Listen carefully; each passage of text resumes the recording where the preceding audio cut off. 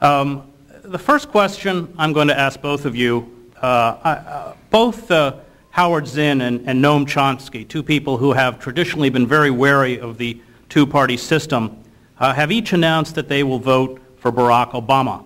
And I'd like to read briefly why these writers, who have been fierce social critics, have taken this position, and ask you to respond to their argument. First, Howard Zinn said, "We have gone through an insufferable 8 years with the Bush administration, probably the worst administration in history.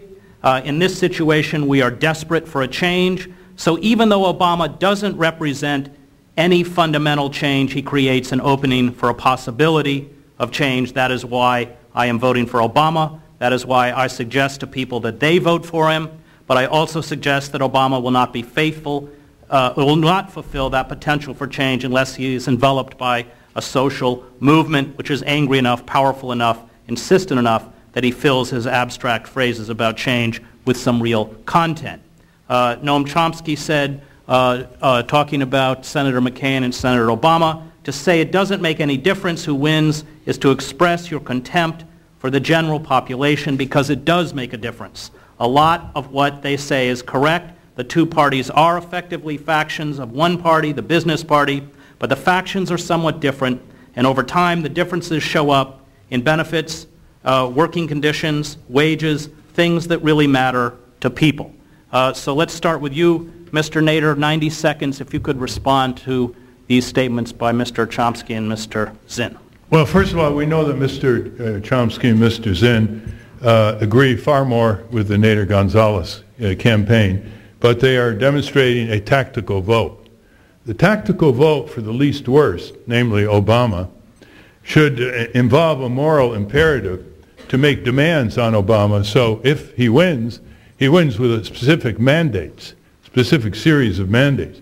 The problem with the liberal and progressive intelligentsia is that they don't make their vote hard to get, and they allow the least worst to ignore them and go more to the corporate side and try to get a little slice of the right-wing vote, which is exactly what Dukakis, Mondale, Gore, and Clinton and Kerry did. And it wasn't exactly a winning strategy, except for Clinton with the Perot situation.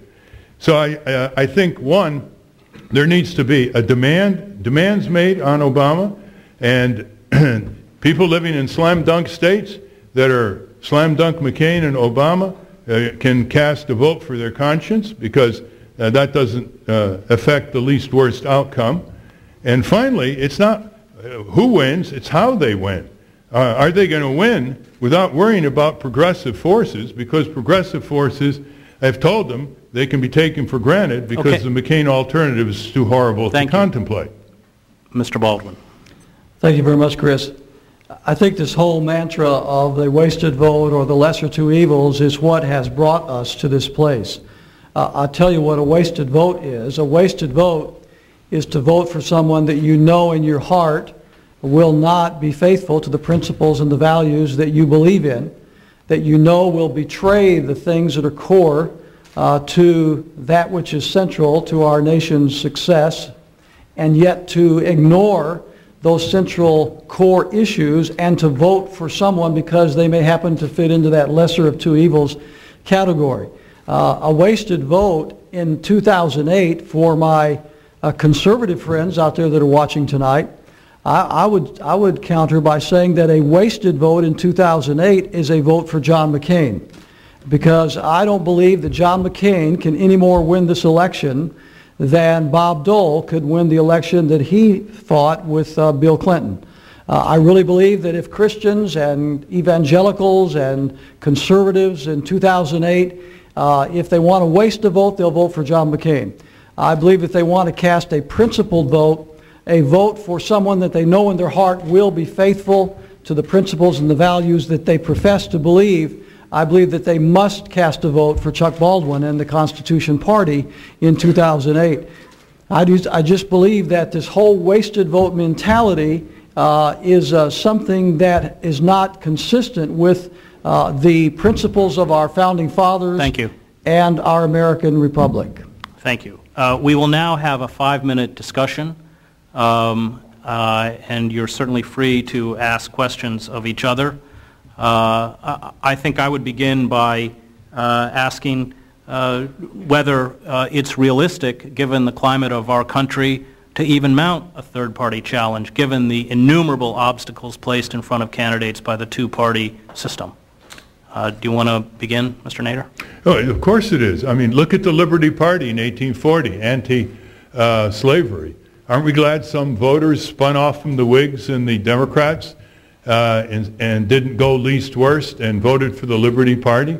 The same for Women's Suffrage Party. The same for the labor and farmer parties, the late 19th and early 20th century. All these small parties never won a national election, but they put on the public table the social justice movements first, before the two major parties decided to pick them up. And aren't we glad that that occurred? You see, if nature doesn't allow seeds to sprout, it can't regenerate itself. If business doesn't allow entrepreneurs to have a chance, it can't regenerate itself. But somehow we got a shared monopoly by the Republican Democratic parties, who for a variety of state ballot access obstacles can squeeze out or drain third-party or independent candidates. They keep them off the debates because they control the debate commission. It's a private company, the two major parties.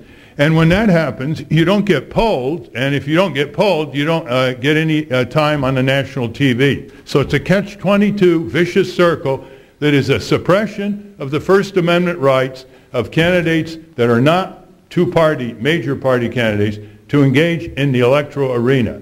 Let's get Mr. Baldwin. Well, the Republican Party was a minor party in 1860, and of course we don't hear too much from the Whigs these days. 1860. So, what did I say? 1960. 1860, that's right. So obviously we can see that parties evolve through time. The fact of the matter is that the American people today, I believe, recognize that the two major parties and the two-party system in general is broken. A recent Fox News survey suggested that nearly 50% of the American people would consider voting for a third-party candidate in 2008. I was in Michigan not too many weeks ago, and I understand that the same survey was taken there. And in that state, that has become so depressed because of NAFTA and some of these other so-called free trade deals that have destroyed our jobs and our manufacturing in those industrial states. That same survey was taken, and there, from my understanding, 80% of the residents of Michigan said they'd be willing to consider voting for a third-party candidate in 2008. I think the mood of the people is ready for a third party. It's interesting to me, too, that over in Iraq, the last report I heard, our government was happily sponsoring as many as 20 or more political parties to get involved in the new political process in Iraq. And so we're doing that there, but then you come back to the United States of America, and I'm sorry, if you're not a Republican or Democrat, then you don't have a right to compete.